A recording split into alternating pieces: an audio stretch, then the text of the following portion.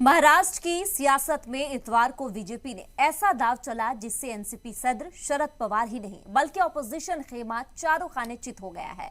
लेकिन बीजेपी की इस दाव की वजह से सीएम शिंदे को अपनी कुर्सी जाने का खौफ सताने लगा और इसी को लेकर शिंदे अपनी पार्टी के लीडरान के साथ मीटिंग्स कर रहे हैं। हालांकि बीजेपी ने यह साफ कर दिया है कि शिंदे की कुर्सी पर किसी तरह का कोई खतरा नहीं है। देखिए रिपोर्ट।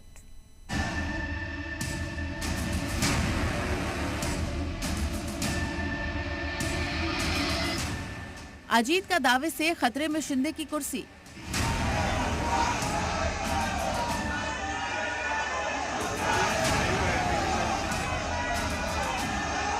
अजीत की एंट्री शिंदे गुट में खलबली।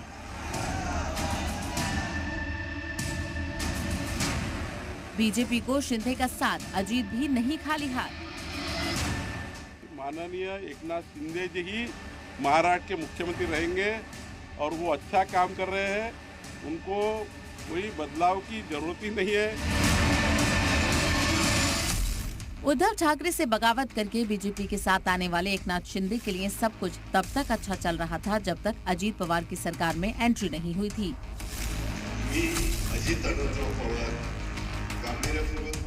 अजीत डिप्टी सीएम बने तो ठीक, लेकिन उनकी हामी वजीर बने तो शिंदे ग्रुप की अरकान असेंबली में नाइत्तेफाकी बढ़ गई।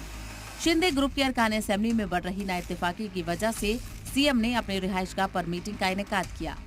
अरकान असेंबली का कहना है कि शिवसेना के बानी बाल ठाकरे कभी भी एनसीपी के साथ साझेदारी नहीं कर सकते थे। अरे 2014 में भी इन्होंने ये प्रयोग किया है, 2019 में भी वही किया है, तो ये राष्ट्रवादी वहाँ रहने वाली नहीं थी, ये इसका अंदाजा हमको पहले ही था। हालांकि मीटिंग के बाद पार्टी के सीनियर लीडर उदय सामंत ने किसी भी नाइत्तेफाकी को सिरे से नकार कर दिया। उन्होंने कहा कि तीनों पार्टियां साथ मिलकर सरकार चलाएंगी, हमारे बीच कोई नाइत्तेफाकी नहीं है। हमारे विधायकों में कहाँ भी नाराजगी नहीं थी। हमारे सबका विश्वास एकनाथ जी शिंदे साहब के ऊपर है। उन्होंने जो डिसीजन लिया है, जो वज्रमुठ थी महाराष्ट्र में, उसकी परिस्थिति अभी क्या हो गई आपको सबको मालूम है। जिनके पार्टी में अभी कोई नहीं है वो ये सब बबल कर रहे हैं, लेकिन एकनाथ शिंदे साहब के नेतृत्व में सीएमशिप में ही एमपी और एमएलए के चुनाव होंगे। शिंदे ग्रुप के लीडर ही नहीं, बताया जा रहा है कि खुद एकनाथ शिंदे भी डरे हुए हैं। महाराष्ट्र सरकार में शामिल होने के बाद डिप्टी सीएम अजीत पवार ने अपनी सियासी उम्मीदों का इंकशाफ कर दिया। अजीत पवार ने कहा कि वो महाराष्ट्र का सीएम बनना चाहते हैं ताकि आवाम के फलाह के लिए उनके पास जो स्कीमें हैं उसे नाफिज कर सके। इसी बीच बीजेपी ने साफ कर दिया है कि एकनाथ शिंदे रियासत के वजीर आला बने रहेंगे। साथ ही बीजेपी ने अपोजिशन पर इल्जाम लगाते हुए कहा कि कुछ लोग बेवजह ही अफवाह उड़ा रहे हैं। माननीय एकनाथ शिंदे जी ही महाराष्ट्र के मुख्यमंत्री रहेंगे और वो अच्छा काम कर रहे हैं, उनको कोई बदलाव की जरूरत ही नहीं है। अपोजिशन पार्टियां महाराष्ट्र में संभ्रम निर्माण करना चाहती है, उस संभ्रम में कोई महाराष्ट्र की जनता जाएंगे नहीं और हमारे नेता, इस सरकार के नेता जो है एकनाथ शिंदे जी, वही मुख्यमंत्री रहने वाले हैं। भले ही बीजेपी और खुद शिंदे इशारा दे रहे हों कि अजीत पवार की एंट्री से कहीं भी कोई नाइत्तेफाकी नहीं है, लेकिन शिंदे ने नागपुर दौरे को सदर द्रौपदी मुर्मू के इस्तकबालिया तकरीब तक ही महदूद रखा।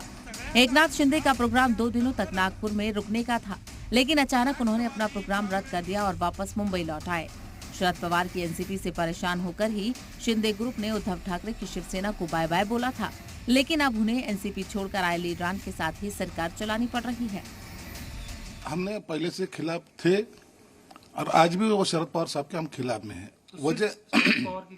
वजह ये है कि उन्होंने पार्टी को खत्म करना चाहता था।